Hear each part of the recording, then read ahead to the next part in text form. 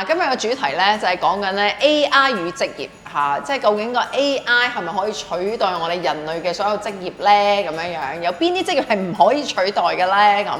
咁啊，首先 Kelvin 先啦。喂，我覺得你嘅職業其實因為佢係賣石嘅，其實就比較難取代喎。調翻轉頭，我覺得，因為我哋做代理啊嘛，咁我哋又要同香港客戶溝通啦，跟住又要去同我哋外國嘅廠訂貨啦，跟住我要去啲 designer 啦，要去則樓啦，去睇下佢哋有咩需要。咁呢啲其實好多係人與人嘅接觸，亦都譬如人哋嗰個想起一個樓，佢話俾我聽，我成棟樓想用呢個顏色，咁好多嘢咧係我哋要去 tailor make 同佢去做，去同佢傾，跟住我哋要去睇圖啊，跟住我哋要派俾啲師傅去做啊，跟住睇下可唔可行啊。咁有陣時 AI 呢啲嘢暫時都未取代我哋。即係話 service 呢家嘢咧，而家 AI 取代唔到啊。咁即係你個行業都保到啦，醫生係嘛？我就覺得概念上咧就唔係取代，係輔助。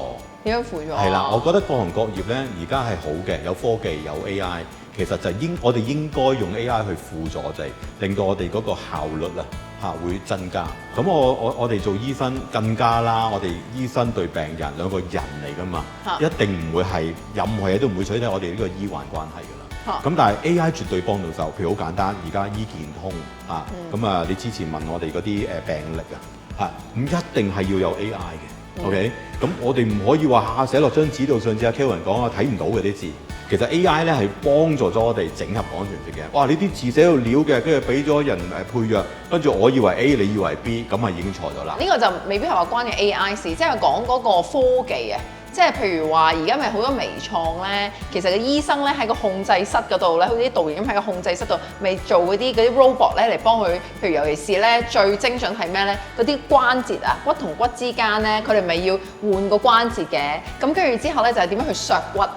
嗱，如果以前嗰啲醫生咧，就睇下點解個醫生咁貴咧，就係佢個削骨咧嗰個嘅程度，即係睇，喂，我估我呢個削50% 到啦，呢個削80%，即係佢批得咧係要同嗰個嘅病人另外嗰邊咧係要嗰個儀器啊係要吻合，但係咧而家用嗰啲嘅科技咧，佢哋話削咧個精準度咧差唔多99%喎。我哋醫學上真係咁樣嘅。嗱，以前咧其實傳統醫學你頭先講到做手術啊嘛。咁啊，譬如割盲腸咪咁做咯嚇。咁後期咧就係微創啊嘛，微創即係個創傷減到最少。咁而家仲要精準啊，唔單止係微創，直情係要做得好精準。嗰條血管喺邊個位？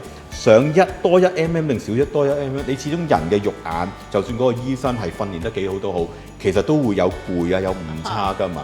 咁所以咧，如果你加多咗呢啲咁嘅機械臂啊，呢啲咁嘅 AI 喺背後再要 check 住嗰啲位置啊，你頭先講換關節呢啲咧，其實個安全性個精準度係高好多。不過佢哋係唔會取替到我哋啲外科醫生。近排我哋喺度搞青年活動咧，即係講啊，喂我的志願啊，以前唔係話醫生同律師嘅，但係而家咧有咗 AI 之後咧，好多學生都諗緊。即係做唔做呢科？因為咧，而家有啲調查講咧，係最容易被取代就係醫生同律師。點解咧？譬如疫情嗰陣時，咪好多 AI 醫生啊，即係佢 send 去問，跟住佢已經答到你啦。跟住咧，加埋頭先講啦，精準度好多機器可能做咗大角手嘅動作，去切啲管啊嗰啲咁樣。律師點解咧？我上次有個 friend 勁正，佢 send 過嚟一個買地買樓啊咁樣，去將個地契啊嗰啲 land search 嗰啲俾晒我哋啦。嗌你幫手問下個邊個 friend 個律師啦。哇！第一又要錢啦，又貴啦。第二咧，個律師好忙，未必答你。佢一掉上去 AI 嗰度一問，全部翻譯晒俾佢聽，仲要話埋俾你聽，你要需要注意的問題係什麼？